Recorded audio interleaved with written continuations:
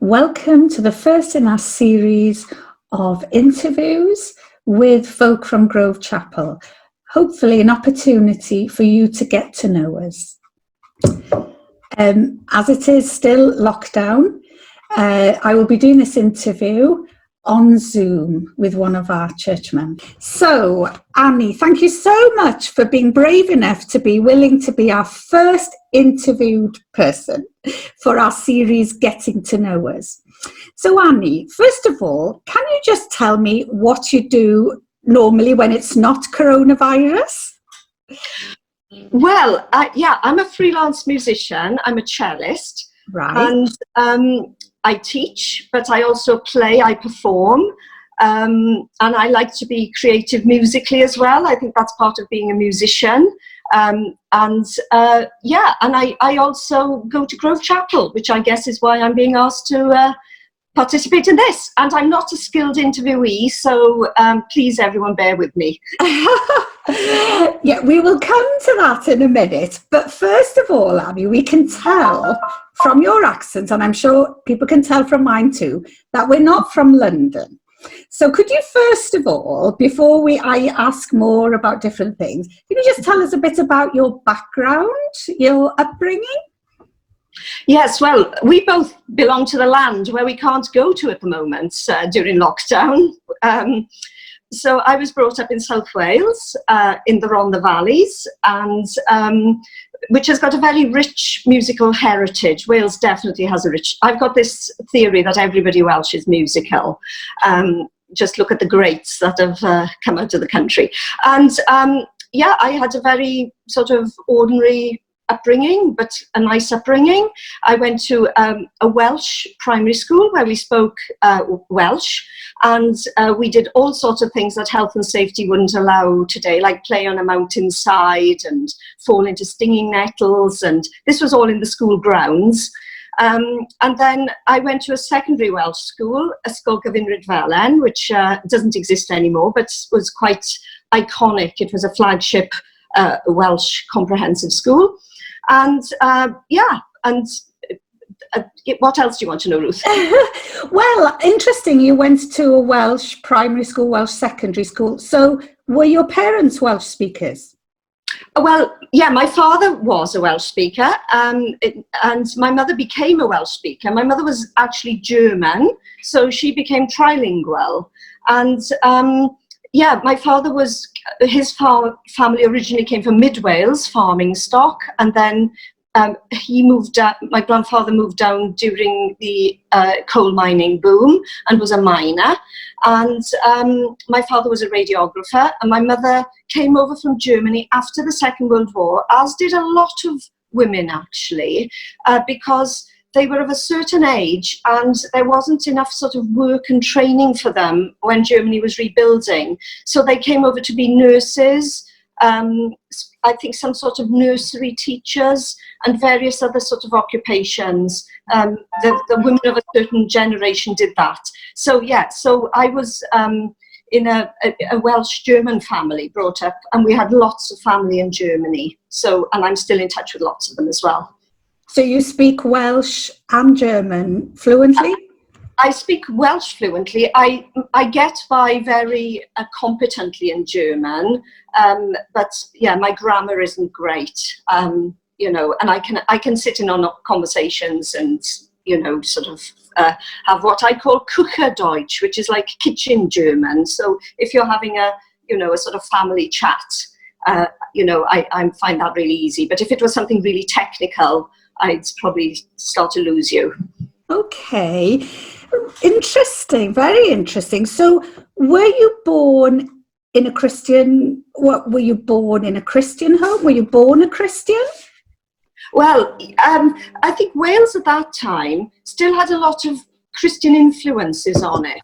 And I think a lot of people thought, would have put on the census that they were Christians, but they probably actually, if you would really unpacked what their belief structures were, it would be, well, I was born in Wales and my grandfather went to a chapel, but my parents were Christians, and as they became older, their Christian faith became more and more precious to them. but I think at that time there was a lot of Christianity in Wales, because it was tied up with a culture. I wonder if you found that, Ruth, as well. A lot of hymns would have a huge sort of emotional significance to people, but maybe not the spirituality of the words. But people say one of my favourite hymns is Cymronda, Guide Me, O Thou Great Jehovah, because it's wonderful Christian words. But lots of Welsh people really love that hymn because it's a sort of nationalistic kind of anthem to them, rather than a Christian song with real juicy spiritual content. But it's a great hymn, it's a great song. So how did you come to a living relationship with the Lord Jesus? Well, I went to some sort of Evangelical Movement of Wales camps when I was a kid. I think my sister had sort of gone to university. She was a bit older than us, so she went off to uni, and she heard about these camps, and we went on them, and there we got really good teaching. Now, I was going to chapel as well. Lots of Welsh people go to chapel, but that somehow seemed quite dry and boring and went a little bit above my head, to be quite honest. Whereas the camps were much more geared towards young people and what young people thought and how we reacted and how we could learn more about the Christian faith. And I think that's when I realised that it wasn't just a cultural thing or something that you were born, that actually you had to make a decision about this. It really set me thinking. And I think the place where it really took off for me was when I left home and went to university. That's where, I think you come to the conclusion that you have no constraints. You don't have constraints from your family, from your culture. So actually what you really want to believe or what you want to become, it's a time when you can evaluate everything and and decide what you really do think and what you do believe. Yeah. So you went to university. So where did you go to university? I went to Goldsmiths College in New Cross, part of the University of London. I went there to study music.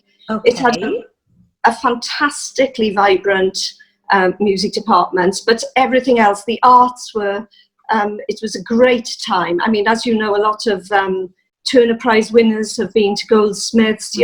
When you sort of look at things culturally, lots of people have maybe studied there or had been influenced by people who went there. So I kind of almost accidentally went to Goldsmiths, although I don't believe that was an accident. So it wasn't your first choice? It wasn't my first choice, no. Yeah, it wasn't my first choice, and I was very disappointed that I went to Goldsmiths initially, and then when I got there, I discovered everybody else, it was their first choice, and then and I thought I'll give it a term, and if I don't like it, I can always sort of reevaluate and maybe transfer. But no, it was the best place to go, and I had a wonderful 3 years, and that's really where I grew as a Christian, and just met lifelong friends who I'm still very much in touch with. And am I right in thinking you never returned to Wales after coming to London? No, that's right. Well, see, at the time, Wales, although it's very musical, I felt for the kind of opportunities I was looking for in classical music, that London was the place to come when I was studying. I think things have changed a lot now, and certainly Wales has a really good, vibrant classical sort of scene. But certainly when I was younger and studying, if you were if you really wanted to pursue music, you probably would come to London. And I stayed because I had lots of opportunities after I graduated. I went to the Guildhall School of Music after that. And and just work started coming in, and it just worked for me to stay in London, really. So, well, I won't ask you how long you've been in London, but it's more than 10 years, is it? It's more than 10 years. It's not quite 100, but... So now, how did you end up coming to Grove Chapel then? And I don't know how long you've been at Grove Chapel, but you've been here longer than me. I've been at Grove Chapel quite a while. I mean, I think anybody who's sort of watching this and knows me will probably know how long I've been at Grove. I've been there long enough to see kids grow up and have their own kids. So I've been there quite a while. So did you come to Grove Chapel straight away when you were at university? Well, the reason I initially came to Grove was because my sister and brother-in-law came to London about 9 months before I did. And my brother-in-law, David, was the minister of Grove Chapel, and he was the minister there for 12 years. Right. So when I came to London, I was at uni, I joined the CU, which means Christian Union, for those of you who don't know. And the people, we were encouraged to go to church and to find churches. And there were sort of 3 or 4 major sort of options. And a couple of them were central London churches like St. Helens and All Souls, which are still very strong and very vibrant. And then there were other churches around at the time, like a church called Ichthus, which again had lots and lots of Christians going to that. And also there was a sort of group of us who ended up at sort of smaller or local churches. And I didn't need to come to Grove Chapel. I could have gone to one of the other churches because, many Sundays we'd often go to each other's churches and, sort of mix and match. But I think the reason I came to Grove and stuck at Grove was that there were lots of families at Grove. And although I was not sort of needing a family per se, they always offered a fantastic Sunday lunch.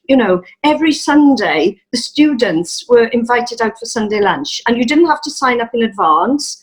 After the service, over a cup of tea, people would say, fancy a lunch? We'll give you a lift back. You don't have to stay for the afternoon if you don't want.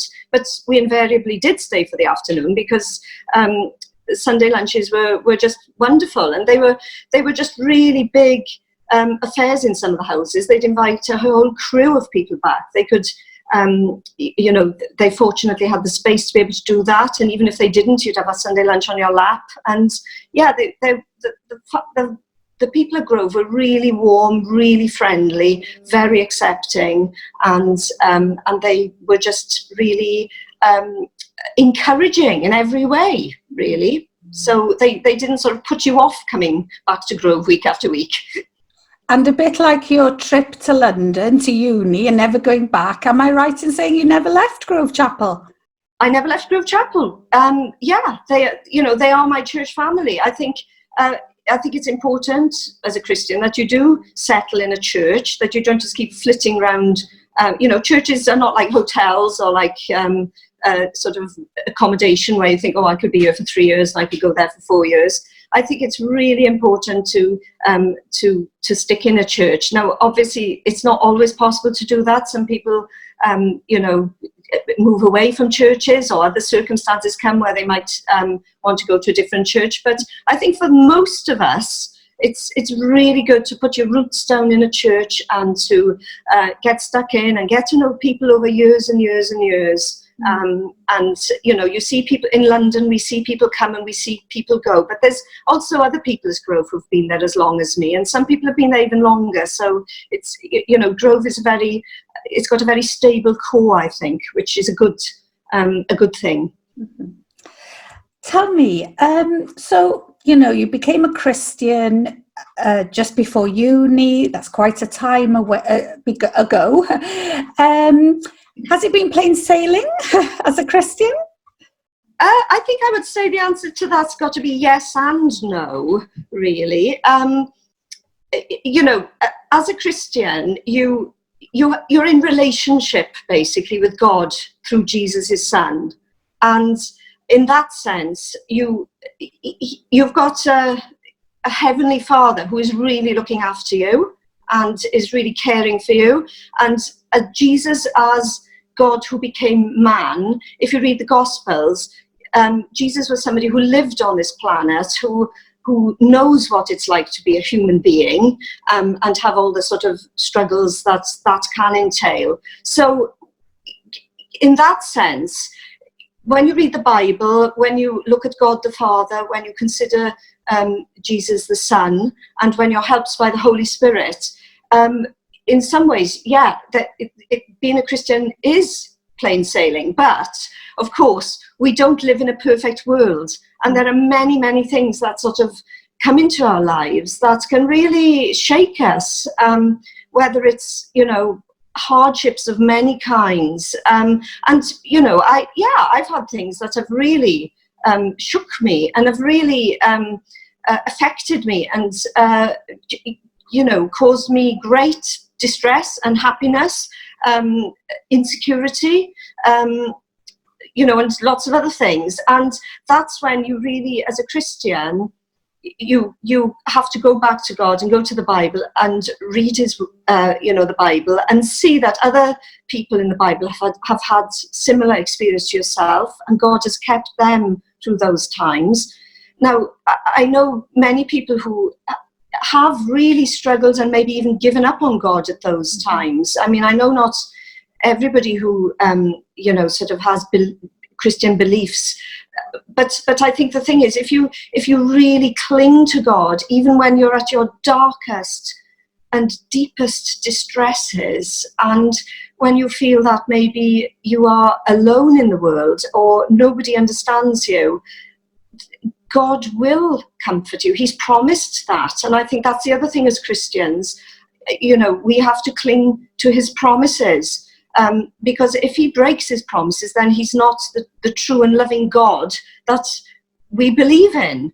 And he doesn't break his promises, I can say that. And life isn't always easy. And, I'm not at the end of my life yet, and I don't know what may come, to me over the next few weeks and months. But I think the other thing is having, loving Christian friends around me, has been a great support. And also lots of friends who don't have my belief system have been wonderful, wonderful supportive friends. So, but I think with Christians, you can pray with them. You can talk to them about the implications of why God might be putting you through these difficulties in a way that I can't with my friends who don't share the same beliefs. But nevertheless, I think God does provide help even in your darkest hours, really. Thank you, Annie, for sharing that. Well, finally, I was just thinking, how would you answer somebody who would say, well, I'm really pleased you found something that works for you, but I have my own beliefs. How would you answer somebody there? Well, we've all got our own beliefs. So, nobody is neutral. But I suppose the question is, well, why wouldn't you consider Christianity? Because you might have your beliefs and your life might be great. You might have a really good life and you feel you have no need for Christianity because maybe you think Christianity is just for weak people or people who need crutches. But I would ask you to seriously consider, is Christianity true? Is Jesus who he said he was? Was he a historical figure? If you're not everybody, our minds all work differently. Some people are very sort of academic minds, some people are very practical minds, some people think very visually. And I think, however you think, Christianity can, you need to think about Christianity, not just in an academic way. So I would suggest to anybody who said that, well, why don't you give reading the Gospels a go, Matthew, Mark, Luke or John in the New Testament, and see who Jesus was. And if you love reading, I think I would recommend that you read some C.S. Lewis. He's been a great friend of mine over the years, and he just really helps you to think through your beliefs, whatever they may be, and consider them in the light of Christianity. And I think, your life may well be good. And you know, we know lots of people in the UK have gorgeous lives and things work really well for you. But I think there's also an element of, if everybody in a very loving, stable country, which I think you could say the UK is, unlike maybe other countries in the world where there are terrible wars, terrible hardships, famines, lack of you know, basic human sort of rights, and you know, things which are really make your life tough. I would say, if you live in the UK, well, if we all kind of lived how we'd like to live, our society will crumble quite shortly, because we would actually descend into anarchy if every single people just followed their own belief system. There would be no social coherence. And what's to stop somebody who actually has very evil and very sinister views? What stops their view being as valid as somebody else's view? So if we sort of go relativistic on our views, then I think, you know, the cauldron is a very unpleasant one.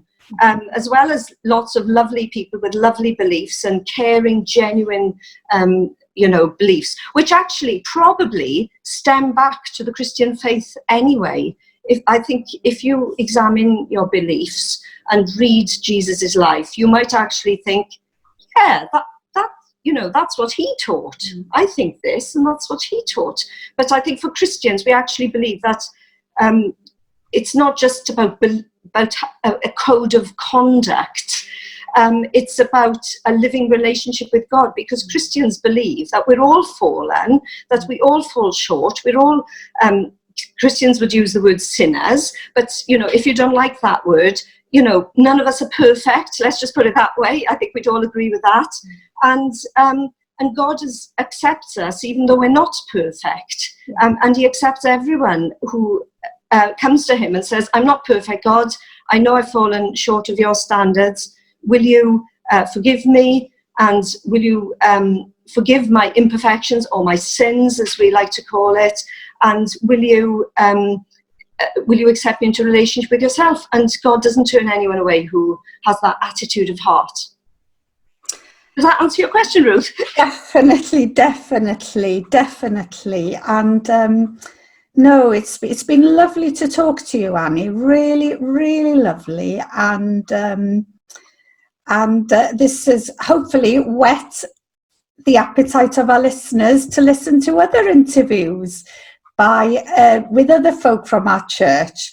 But we'll finish our interview there now. But thank you so much, Annie. And I'm sure we could go on, but I think we better stop there for now. Definitely. Thank you so much.